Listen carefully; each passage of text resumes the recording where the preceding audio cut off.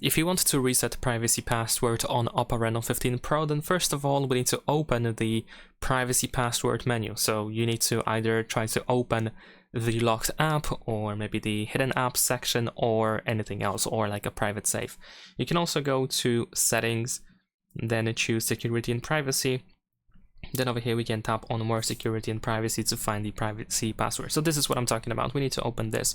And then once you enter the incorrect password, you have the forgot password button. So you can tap over here.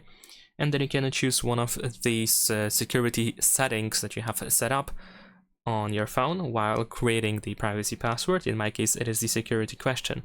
We need to, of course, either answer the security question or use the recovery email or use the linked account in order to be able to reset the password. And if you provide the correct answer or use your email or account, then you should be able to set up the new password for privacy features. And that is pretty much it. Leave a like and subscribe.